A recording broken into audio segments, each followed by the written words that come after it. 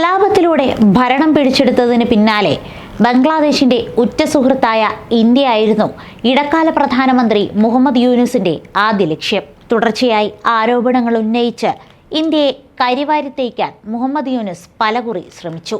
ബംഗ്ലാദേശിന്റെ സ്വാതന്ത്ര്യത്തിനായി India നടത്തിയ പോരാട്ടം പോലും വിസ്മരിച്ചുകൊണ്ടായിരുന്നു യൂനുസിന്റെ വിഷം തുപ്പൽ. എന്നാൽ പറഞ്ഞതെല്ലാം ഇപ്പോൾ മാറ്റിപ്പറയുകയാണ് അദ്ദേഹം. കഴിഞ്ഞ ദിവസം അന്താരാഷ്ട്ര മാധ്യമത്തിന് നൽകിയ അഭിമുഖത്തിലായിരുന്നു യൂനുസിന്റെ മലക്കം മറിച്ചിൽ. ഇന്ത്യയെ ചവിട്ടിമെതിക്കാൻ പഠിച്ച പണി 18 പയറ്റിയ യൂനുസ് അയൽ രാജ്യവുമായുള്ള ചങ്ങാത്തം അനിവാര്യമാണെന്നാണ് പറയുന്നത്. ഇതല്ലാതെ വേറെ വഴിയില്ലെന്നും അഭിമുഖത്തിനിടെ അദ്ദേഹം അഭിപ്രായപ്പെടുന്നു. പെട്ടെന്നുള്ള ഈ നിലപാട് മാറ്റം ഏവരെയും അമ്പരപ്പിച്ചിട്ടുണ്ട്. ഇന്ത്യയുമായുള്ള തെറ്റിദ്ധാരണ മാറ്റാനുള്ള ശ്രമത്തിലാണ് ബംഗ്ലാദേശ് എന്നായിരുന്നു യൂനുസ് മാധ്യമത്തോട് പറഞ്ഞത്. ഇന്ത്യയും ബംഗ്ലാദേശും തമ്മിലുള്ള ബന്ധത്തിൽ യാതൊരു വിള്ളലും ഉണ്ടായിട്ടില്ല. ഭാവിയിലും ഇതേപോലെ തുടരുമെന്ന വാഗ്ദാനവും ശുഭാപ്തി വിശ്വാസവും യൂനുസ് പങ്കുവെക്കുന്നുണ്ട്. ചരിത്രപരമായും രാഷ്ട്രീയപരമായും സാമ്പത്തികപരമായും ബംഗ്ലാദേശും ഇന്ത്യയും ബന്ധപ്പെട്ട് കിടക്കുന്നു. ചില കുപ്രചാരണങ്ങളുടെ ഫലമായി രാജ്യങ്ങൾ തമ്മിൽ അസ്വാരസ്യവും തെറ്റിദ്ധാരണയും ഉണ്ടായെങ്കിലും അത് പരിഹരിക്കാൻ ബംഗ്ലാദേശ് ശ്രമിക്കുകയാണെന്നും അദ്ദേഹം പറയുന്നു. അടുത്ത മാസം തായ്ലൻഡിൽ നടക്കുന്ന ബിംസ്റ്റെക് ഉച്ചകോടിയിൽ പ്രധാനമന്ത്രി നരേന്ദ്രമോദിയുമായി യൂനുസ് കൂടിക്കാഴ്ച നടത്താനിരിക്കെയാണ് പരാമർശമെന്നതാണ് ശ്രദ്ധേയം.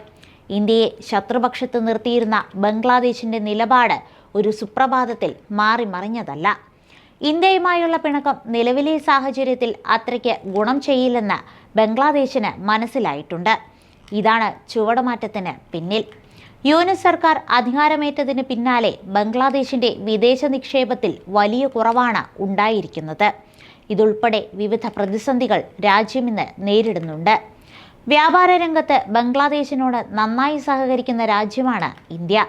കലാപവും തുടർന്നുള്ള പ്രശ്നങ്ങളും ഇതിലും മാറ്റമുണ്ടാക്കി.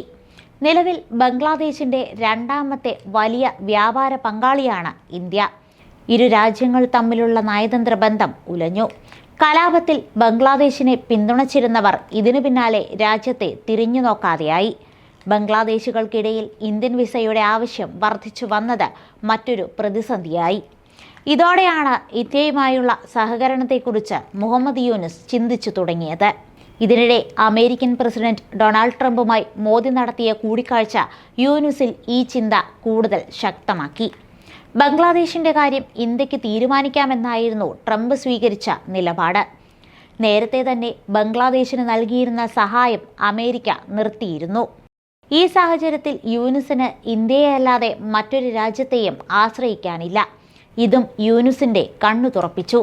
അതുവരെ ഇന്ത്യക്കെതിരെ മുന്നറിയിപ്പുകൾ മാത്രം നൽകിയിരുന്ന യൂനുസ് ഇതോടെ സ്നേഹം പ്രകടമാക്കുകയായിരുന്നു. അതിർത്തി സുരക്ഷ, പ്രതിരോധം, ഗതാഗതം, സാമ്പത്തികം, വ്യാപാരം, ഊർജം, വികസനം, സാംസ്കാരികം തുടങ്ങി സർവ്വമേഖലകളിലും ഇന്ത്യയുടെ പങ്കാളിത്തം ബംഗ്ലാദേശിന് ആവശ്യമാണ്. ഇക്കാര്യത്തിൽ മുൻ ഷെയ്ഖ് ഹസീന സർക്കാരിന് ഉത്തമ ബോധ്യമുണ്ടായിരുന്നു. അതുകൊണ്ട് തന്നെ ഇന്ത്യയെ എന്നും ചേർത്ത് നിർത്തി. ഇതേ നിലപാടാണ് നിലനിൽപ്പിന് ആവശ്യമെന്ന് തിരിച്ചറിഞ്ഞ യൂനുസിൽ ഇനിയും ഇന്ത്യയെ ഒപ്പം നിർത്താനുള്ള പ്രതികരണങ്ങളും നീക്കങ്ങളും പ്രതീക്ഷിക്കാം. News desk, Brave India.